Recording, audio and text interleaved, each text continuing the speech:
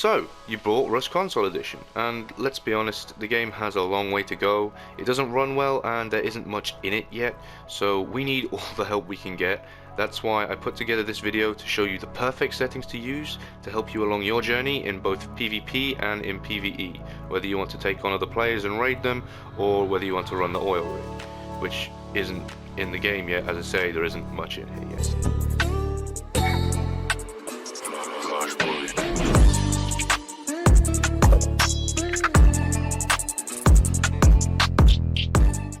Okay, so first things first, we have game settings. These are all personal preference. For myself, I prefer to have auto equip and auto reload off, just so I know when I've reloaded and I know when I've equipped something.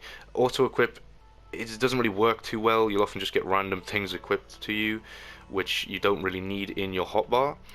Communication and other as well with the stream privacy in your language, obviously you just set that to however you have it. I speak English, so obviously I'm going to need English. Moving on to controls, this is what will make the biggest difference. First things first is controller layout, and whilst I have standard, you can have like the building version as well. I've never used that. However, for standard, there is one small change you can make, and if you press the triangle button on your controller or the Y button on an Xbox, you'll be able to change what is bound to L1. Now, ideally what you want to have here is headlock. Headlock will allow you to turn around whilst you're sprinting, whilst continuing in that direction, which is brilliant in just all circumstances. You can look around for anybody near you. If you hear a sound, you can turn without having to actually stop your journey. As well, when you're fighting other people, you can run to avoid gunfire or bow fire, while still keeping an eye on exactly where they are and where they're moving. So make sure you have that on L1.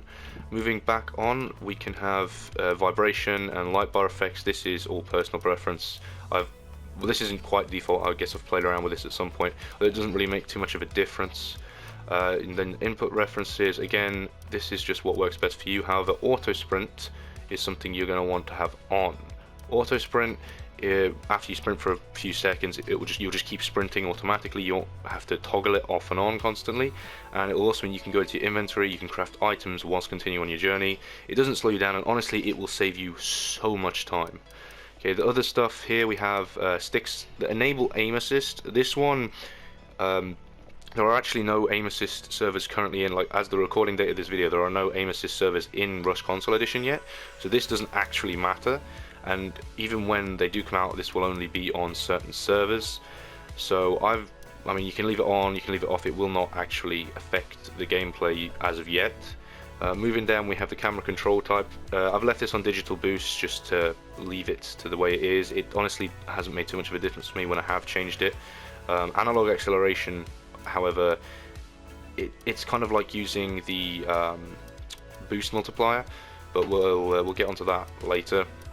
So first things first, we have camera sensitivity. This you're going to want at 230. It'll allow you to move around and look around enough to be able to see everything and move quickly without having to move too quick as well.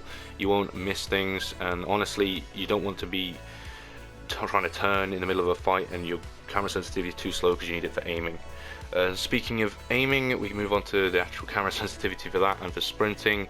For aiming, I've got it all the way down at 30. Which I've got quite low. As you can see, my aim tends to be quite bad, and I tend to overshoot a lot of the time, moving my stick way further than I have to, so I've got the sensitivity relatively low for that.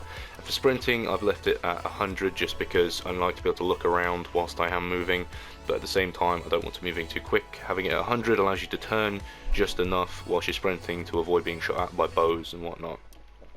The vertical sensitivity is at 75. Camera inertia and boost multiplier you want at the lowest possible you can have them. Okay, these are basically just going to blur your screen slightly, and well, the camera inertia blurs your screen as you're moving it. It's kind of like motion blur, so you want to just keep that low to stop that interfering. And boost multiplier, essentially if you move your stick, you'll start moving slowly and then slowly increase the speed in which you rotate. This can be very annoying, especially if you're trying to, quickly move somewhere, so I've left that as minimum as possible. Your dead zones will be to do with your controllers. Mine are at 12 currently because I have a bit of controller drift. This is quite an old controller.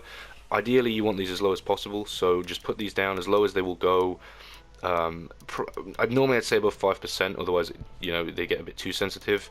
But honestly, if you've got controller drift, you just have to keep editing it and keep moving it up until it just gets right for you. The inverting your axes, that's again personal preference. It just depends how you're used to playing. Okay, most people who've played a lot of older games, they tend to invert the y-axis a bit, just so it's what they're used to. Moving on to the HUD, this is all personal preference. This doesn't actually make a difference. This is just how you see your hotbar and your health and all that. So however suits best for you. This is all just default for me. Stance indicator, actually, that I should say, stance and inventory indicator, you want these two on. Stance indicator will just show you in the bottom left whether you're crouched or prone. Well, not prone, you can't prone, but whether you're crouched or whether you're stood up. And so if it's the middle of the night and you can't really tell because everything's pitch black, you'll know if you're hidden behind something or you just stood up out in the open. And the inventory indicator will just tell you if you're getting full on your inventory. So it's easier just to have it there on your screen without actually having to go out of your way to look at it. Before we move on to the next section, consider leaving a like on the video and hitting that subscribe button too.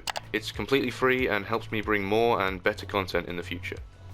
The audio is mostly personal preference other than your in-game music volume. You don't want this kicking up in the middle of a fight or just when you're listening out for things, you're about to raid somebody, you're trying to hear where they are. You don't want that covering over their footsteps. So you want to turn this to 0% and everything else you can just choose to have as you have. Enhanced instincts, again, this is the footsteps and everything, so you want to keep that on, but I believe that's default anyway.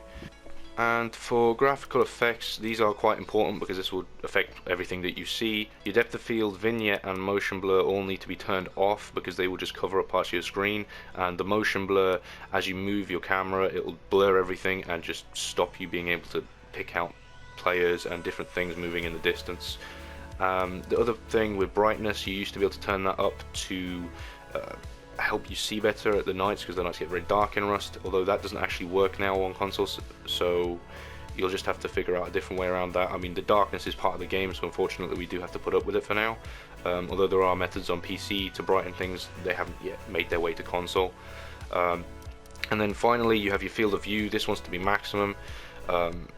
That goes without saying for any game. The higher your field of view, the more that will be on your screen, so the more you can see.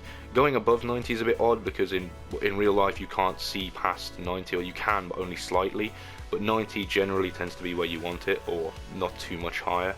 And as well as having that, being able to see more, the higher your field of view, the smoother everything else will run with the graphics, so it'll stop those annoying little frame drops that you get constantly on console setting. These are without doubt the best settings you can be using as you play, but you should definitely take the time to experiment with the controls a little bit and just see what works best for you. If you have any further questions or suggestions, let me know in the comments below, and with that being said, I will see you next week.